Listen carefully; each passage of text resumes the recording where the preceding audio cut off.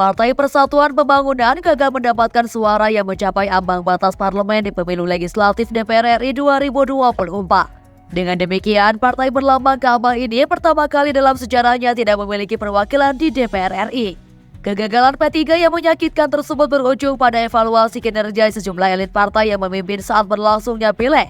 Salah satunya yang mendapat evaluasi adalah Ketua Badan Pemenangan Pemilu atau Bapilu Nasional P3 Sandiaga Uno. Sehubungan dengan adanya evaluasi di tingkat elit P3 tersebut, Sandiaga Uno tidak membantahnya.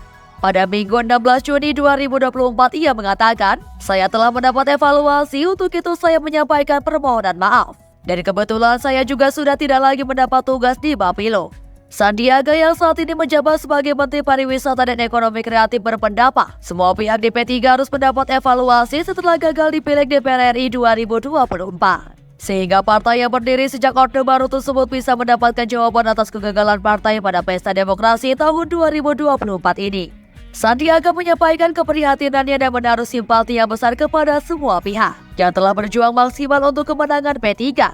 Ia mengatakan, "Saya harap keprihatinan di tubuh P3 tidak lantas berdampak panjang yang berujung pada konflik internal partai."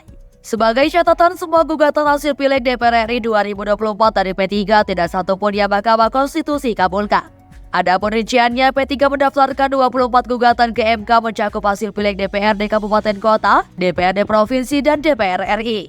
Namun dari jumlah tersebut hanya 6 gugatan yang berlanjut ke sidang pembuktian, sementara sisanya gugur dalam putusan selah. Kemudian dari 6 gugatan yang berlanjut itu, hanya 1 gugatan terkait sengketa Pileg DPR RI 2024, yakni atas perolehan suara Dapil Jateng 3. Hasilnya dalam sidang pembacaan putusan pada Jumat 8 Juni 2024, MK menyatakan gugatan P3 tersebut tidak dapat diterima. Sehingga dengan demikian, tidak ada lagi gugatan sengketa dari P3 terkait hasil Pileg DPR RI.